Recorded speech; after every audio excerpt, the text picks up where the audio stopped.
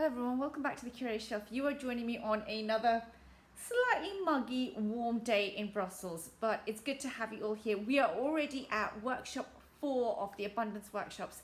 So can you believe it? We've already done the whole month. I mean, we began with a new moon, did the first quarter, did the full moon last week, and yes, we're already at kind of like the stage of the last quarter and seeing that moon energy out. And because we were covering the moons in the space of Taurus, and as the sun went through the sign of Taurus and we were covering that moon stage, I decided to pick abundance as a topic. So welcome to those who are new to this channel and welcome back to existing subscribers. If you've been joining me, so good to have you here. So good to have you follow this journey through. I have had messages saying that people really enjoyed this in terms of the content. And the whole point of this exercise is really for us to use our cards, really. There are times where I'm just kind of like, I want to do a video where I'm actually like working with the cards and kind of like going into details. And many tarot tubers do that in different ways. And this was just an experiment that I tried out. So thank you everybody who's been journeying with me. And I know that the issue of abundance has been kind of like on our minds. So when it comes to abundance, what does that actually mean? That means our assets, our ownership. Taurus is the second house of the zodiac. So we're looking at beauty. It's ruled by Venus. So we're looking at beauty, we're looking at aesthetics. We're looking at kind of like really the material world. And sometimes I think that in this whole, the last 10 years where minimalism has really come through and so forth, there can be this kind of like polarity of kind of like either minimalism or extremism. And I kind of like sorry about the noise. I'm kind of like somebody who believes that, we can have some kind of a healthy balance. It's not perfect, but we're kind of like, we can enjoy the things we have and then allow for new things to come in and let go of what we've made use of. And abundance is a good term for me because I'm someone that I have that mindset of like, oh, I like that shiny thing, that magpie effect. Or sometimes I can really be very critical towards my own aesthetics and go, oh, I need to improve this, X, Y, and Z. So abundance for me is a really good place to begin because it helps me to go back to what I already have, what I already own, where do my assets already sit, and to build from there, not to build from a point of lack of what I need to get in, but from a point of like, oh, I already have X, Y, and Z. So then everything that comes in is kind of like a surplus already. And when I see it as that, I think for me personally, abundance changes quite a bit. And that's just something that I'm just putting out there. Maybe it helps resonate for you as well. So going now on to the workshops, just as a quick recap. We did workshop 1 with new beginnings, and that was really looking at kind of like, setting affirmations, setting goals.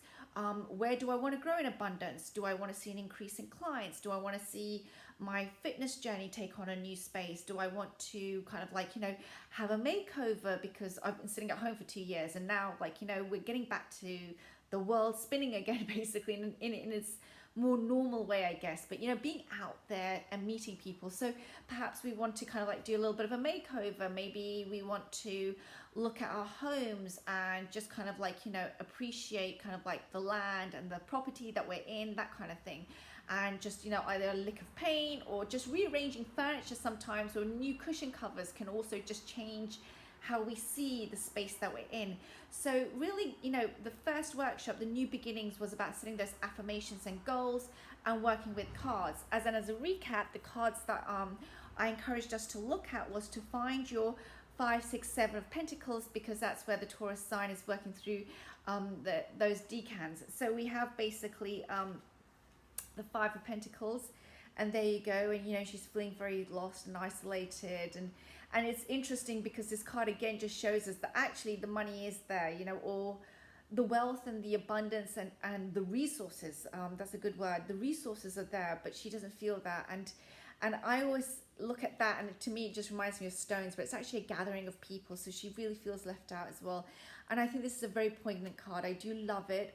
It just reminds me of kind of like sometimes all of us can have this feeling that we don't have enough, and then we're also left out, and so just to be loving and caring towards ourselves when we're in this space.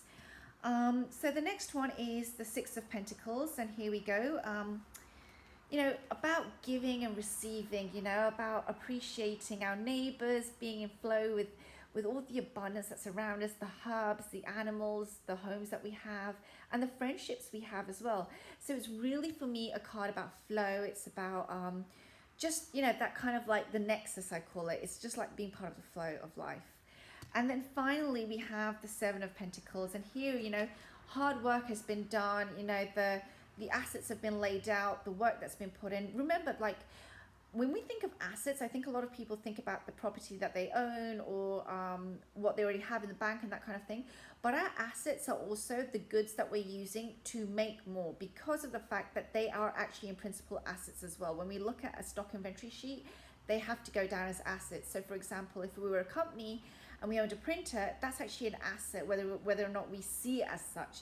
And so for me, this is really about kind of like the hard work has been put in, and this person is like polishing up and getting ready to, go to the next stage.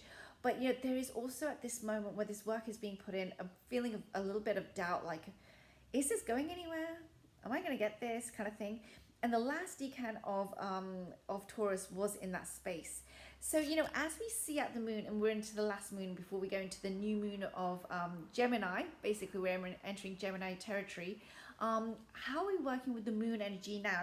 How are we making use of it? And before I forget, the major arcana cards we were looking at was the High Priest. He's the Taurian, he's the Taurus basically.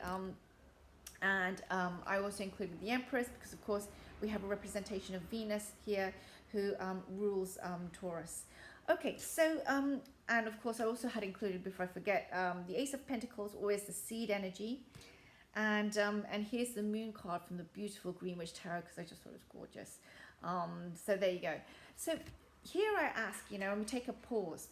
If the new moon was about affirmations and setting those goals, the second one, the first quarter was really then starting to address resistance, because every time we go towards a goal, what's going to happen, and most of us have encountered this, is that we have this feeling of like, it's not going to work. No, this is ridiculous. Like, I said affirmations for a week, nothing happened. And that's the resistance energy. It's the kickback. And it's very normal, we see even with children, right? They're doing really well, they accomplish something, and they're going to go into the next stage, and all of a sudden it's like, no, I can't handle this, and normally, when we're raising kids, we encourage them, we go, no, you can, don't worry, we're here for you, and if you make a mistake, that's okay, it's part of the learning, but as adults, there's this feeling sometimes of, I can't make a mistake, or I can't kind of like have the kickback, and the kickback is quite normal. It's resistance, it's we feel it. Birds feel it when they're flying as well. So you'll have that resistance coming through, and the first quarter was about looking at where are the resistances basically. Then we went on to the new moon. The new moon is the full moon in Scorpio, and that really is the moment of kind of like letting go and acknowledging the wounds that we have, because by then we're coming to a point where we're starting to realize, how do I self-sabotage when I have abundance? How do I kind of like do a U-turn in my journey of abundance? And that was kind of like, that moment where the full moon light just shines on the topic, and it gives us kind of like clarity. And all through this, if you've been following it, I've been giving suggestions on prompts, card pulls, and moon cards to work with, like a moon deck to work with if you want to work with your moon decks. But I've been doing that all along, so if you want to, you can always revisit those videos. They're up there for you as well. And just as a side note, you can do this exercise at any time. This is not about, this is harnessing the moon's energy, but it doesn't mean that you don't have the ability to use these tools at any time in your life, of course. So going on from there, what are we going to do with the last quarter? So just as a friendly reminder, if you or as an FYI, the last quarter moon is taking place on the 22nd of May, which is tomorrow. It's at 8:45 Central European summertime. That's my time in Brussels. So New York, the US Eastern Coast is 6 hours behind us. So that would make it 2:45 p.m. in the US East Coast. And so for my North American viewers, and for Toronto, the Canadian East Coast as well. So for my North American viewers, if you are following from North America, hopefully you'll be able to adjust that to your timings. You can also look up the timing on Google, of course, as well. And then, if you're in America, of course, you're going to be more ahead in time. So I'm guessing this is happening at some point already on your Monday, but please just look up the time because I get really confused sometimes going back and forth in the time zone. But I'm giving my time zone, which is 8:45 p.m. in Brussels, 7:45 p.m. in the UK, for the last quarter moon. So I've done the quick recap. So we're looking at basically now we've had this moment of the full moon where we've acknowledged our wounds, and that's when last week I had encouraged, and all of this, I've encouraged to keep a journal. We're looking at kind of like, sometimes self-sabotaging beliefs and using sometimes cards that's helping us to prompt that. And I've written down some words here. So I've got here fear, I've got here scarcity mindset, I've got deprivation, I've got here vagueness, and then isolation. And I had identified these words that were cropping up for me. And then I've just done a bit of writing to go with that. So what I did was then I kind of like started to address what is the antidote of that. And I did a bit of writing there. What am I looking for? I'm looking, for example, for gratitude. I'm looking for calmness and stillness. That really goes well with a sense of deprivation, because deprivation is fear-based. So when we're in fear, we kind of like lose it basically, and we're thinking we're going to run out of something. And calmness and stillness is really good in a way to address that desperation, because it's like, wait, hang on. Is it really as bad as it seems? Another word I've come up with is clarity, and then I've come up with connection. So these were words that I kind of like came up with as like the contra to the self-sabotaging beliefs. And then based on that, I decided to do some card pulls. So this is where it gets really interesting. So also to go on to where we were working with the last moon, let me show you also some of the cards that you might have. So if you're using the Stacey DeMarco deck, these are the cards from the Stacey DeMarco Queen of the Moon Oracle. You might want to also use the Yasmin Boland moon deck. And if you don't want to use the moon deck, that's fine too. You don't have to. But I'm just showing you some of the cards that correspond to the last quarter moon as we move out and we're going towards the new moon in Gemini. And that's gratitude. So I've just mentioned that for the last quarter moon. Protection, that trust, that sense of trust. Resistance. So again, seeing where we might be blocking ourselves from that transition.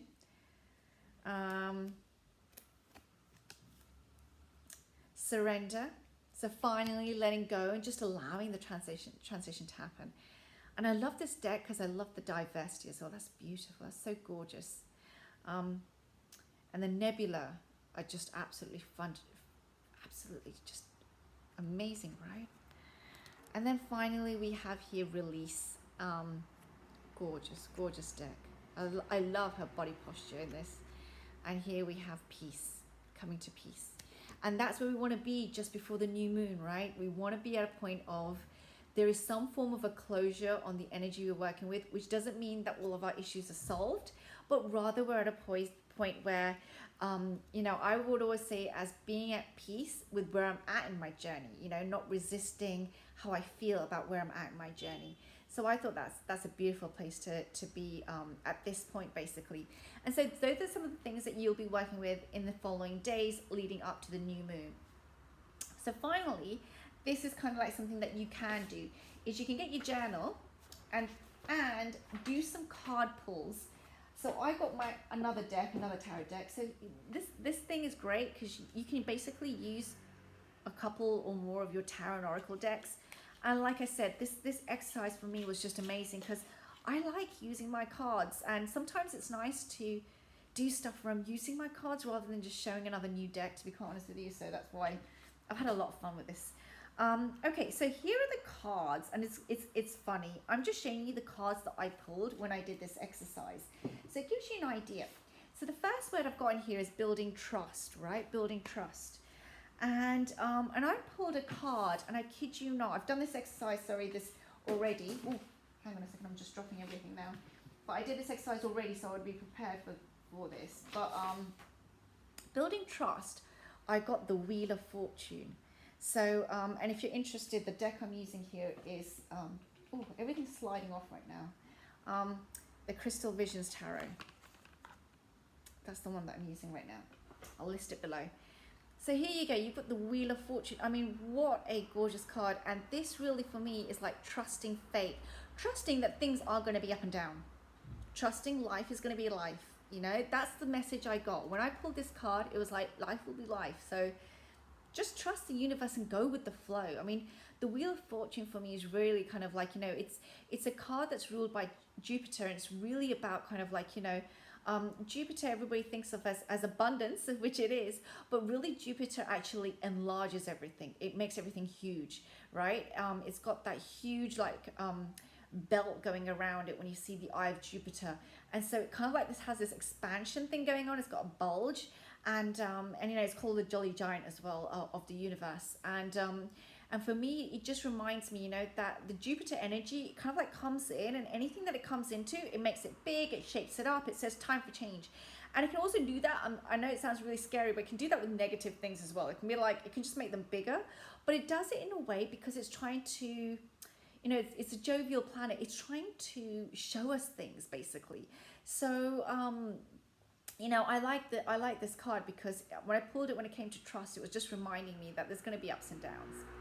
Okay, so the card for gratitude, because that was another key word, and the card that I got, and it was just really amazing. It was Nine of Cups. It was like, can I just be more on point? It's about, for me, appreciating the wishes coming true. You know, you see that full moon there, it's so beautiful. But it just came up like, you know, appreciate all the cups are there, appreciate whatever happens. It was just such a wonderful message of kind of like, you know, things are going to turn out okay, but you know, there's also a bit of like, you know, have gratitude and remember to say thank you to the cosmos when it happens. Okay, the next one was calmness. What do I need for calmness? And I got my Stalker card, the card that just follows me everywhere. I've got the Queen of Wands. And this reminds me, you know, to harness that fiery energy.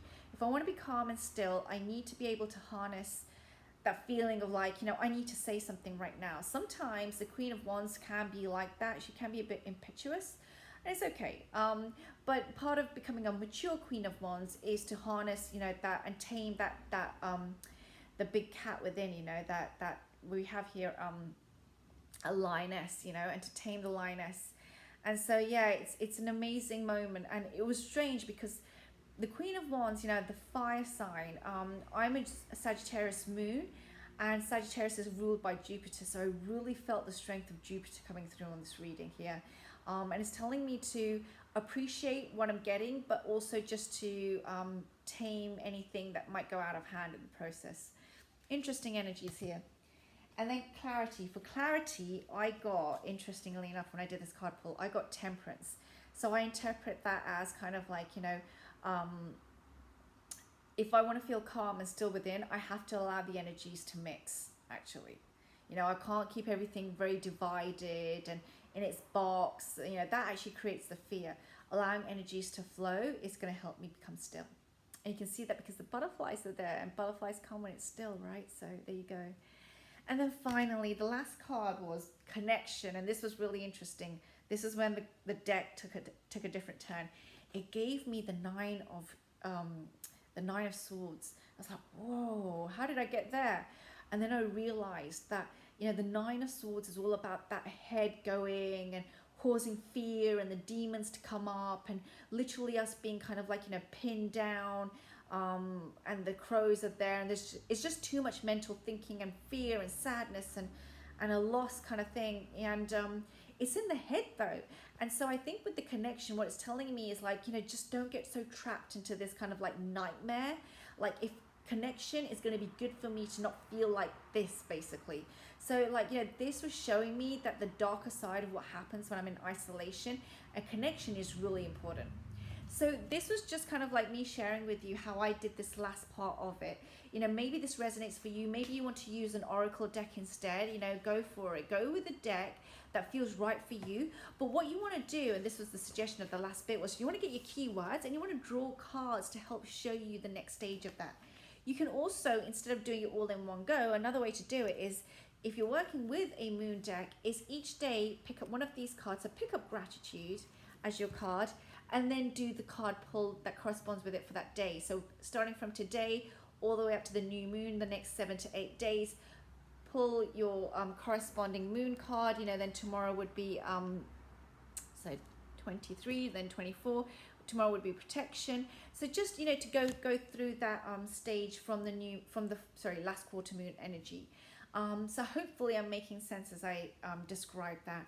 But whichever way you go, just I always say, I've had comments like sometimes, like I know people are like, oh no, I've missed things and I didn't catch up in time and all these kind of things, and I'm like, wherever you're starting at, it's perfect, because your spirit guides are bringing you at a point where you need to join on, basically. So trust that energy, trust wherever you're at. If you're sitting there thinking, but I didn't work through it all, and finding out, like, what are my blocks and all these kind of things, just take one or two things that you already know at the surface level that might be blocking you from abundance, from enjoying what you have, from building more. Just take one or two things even, and then ride this energy, because the point of astrology and bringing it with tarot, and that's what I love to do always, is that we have these fabulous heavenly bodies moving through the sky. And as they move through the sky, it's kind of like riding that giant wave. That's what we're doing. We're riding the giant wave, and there will be other waves. So don't worry. But just, this is an opportunity to try and experiment. It's like a surf thing, right? You want to surf that huge wave that's coming, because it's an energy pull, basically. Like, surfs are made from a giant wind energy that's happening in the oceans. And that's what we're doing. We're harnessing cosmic energy, and there will be more of this. We have the moon energy coming through our world every day, basically, and every 28 days, it goes through its cycles, which I think is fabulous.